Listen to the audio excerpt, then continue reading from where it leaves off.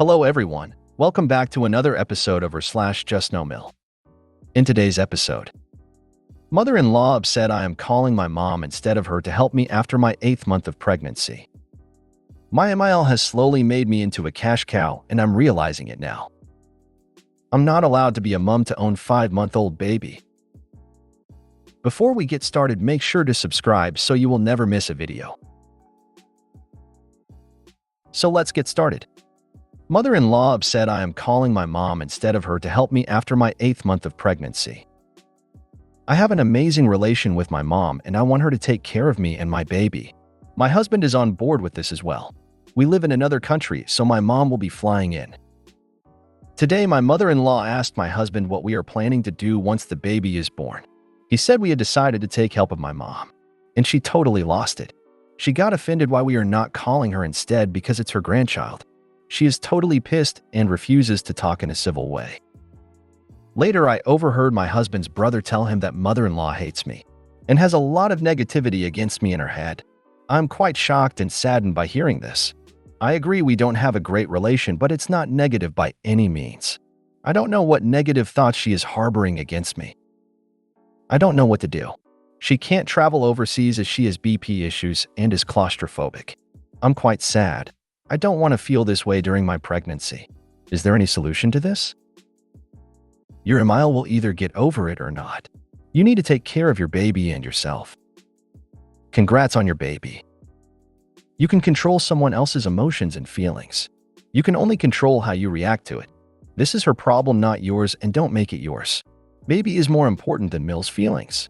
Please just focus on you and baby. Let your husband deal with his mother. Not calling her instead because it's her grandchild. So your mom isn't going to be a grandparent? ETA, since my comment was misread, I was referring to ML claiming she should be there instead of OP's mother because it's her grandchild. Hence the question, so your mom isn't a grandparent?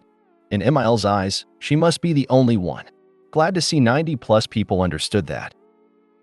Sure, but MIL is the grandmother, more important and above all others. So MIL chucked a shit fit because she wasn't asked to provide postpartum physical support, despite the fact that she hates you and is incapable of traveling to your location due to her physical and mental health issues. So she is not capable of providing physical support and then demonstrated she's also completely incapable of providing even emotional support at a distance? The only solution to this is for you to ignore her selfish bullshit. Like, does she think you should travel to her so she can be completely unsupportive in person? My MIL has slowly made me into a cash cow and I'm realizing it now. My husband, M26, and IF, 26, have been married for a year now after dating for 4. I earn significantly more than him, but that has never been an issue between us. After our marriage, I live with my in-laws, his parents, and brother. FIL and BIL both work and FIL's income is slightly more than mine while BIL earns minimum wage. When we got married, FIL made him contribute to half of the household expenses, the other half contributed by both FIL and BIL jointly. I was told by everyone in the home that they neither expect me nor want me to pay for anything. My SO's salary could only cover our car EMI and the house expenses. It was decided between us that my salary will take care of both of our personal expenses and fuel and savings. Slowly, ML started putting more and more expenses on my husband, expecting me to contribute. My SO is very bad with finances and started putting these bills on his credit card, which I had to pay off eventually. ML still thinks I am hoarding a lot of money and wants my husband, indirectly me, to fund her and BIL's personal expenses. I realize I have barely any savings left because of this. Now husband has decided to leave his job and get a master's degree to have a better career. I totally support him mentally and financially. But I am worried about our single income now, as we would barely be able to afford the car and his monthly expenses. My husband assured me that I wouldn't have to spend any money on household expenses, but I'm afraid that the history will repeat. Advice needed. Edit. FIL owns the house, no rent has to be paid. I'm okay with contributing at home, but now both me and my husband are contributing to over 70% of household expenses.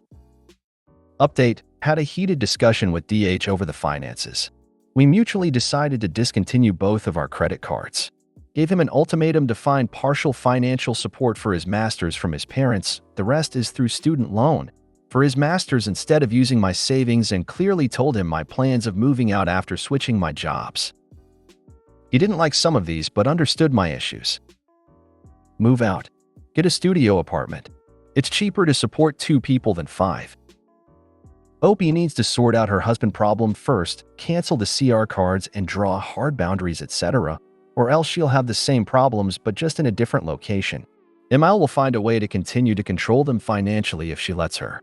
My assumption is that ML suggested the masters as a way to keep them financially trapped. If you're not paying rent, then, regardless of FIL owning the house, your ILs are subsidizing your lifestyle to the tune of whatever market rate rent in your area is, and that sum should be offset against whatever you pay in expenses. Do the math. Work out what it would cost in rent, utilities, food, and other expenses for you and DH to move out and live on your own, and compare that to what you currently pay.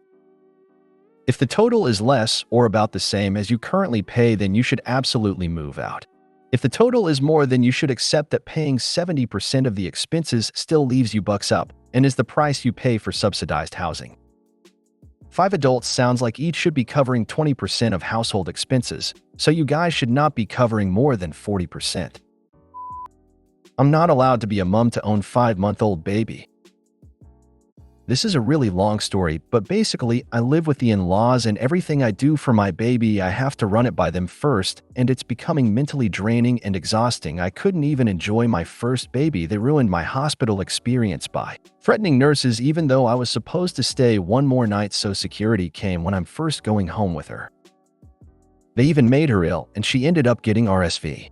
I was so stressed that I couldn't even breastfeed enough, which they blamed me for. I can't even bathe her when I want. I wasn't allowed to give her anti-colic drips when she was suffering, so I had to give it on the sly.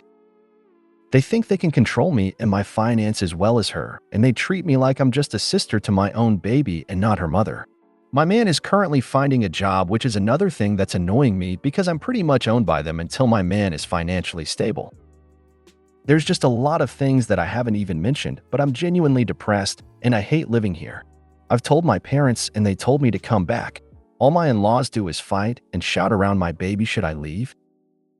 Grandma here, pack up your baby and go home to your family. Grandma, to get going. Go to your parents now. Let your partner know he can come with you if he likes. I don't understand why you can't mother your child without their interference, yet here we are. So you leave and go home to your parents. Leave and go home to your parents. Call them to come and get you, and go. Yes, take your baby and go home to your parents. Definitely go to your parents for the time being. Just maybe make them come to pick you up, because from what I read, it seems like they may forbid you from leaving, like physically block you or take away your baby. If you made it to the end of the video, thanks for watching. Don't forget to like, subscribe, and share, and we will see you in the next video.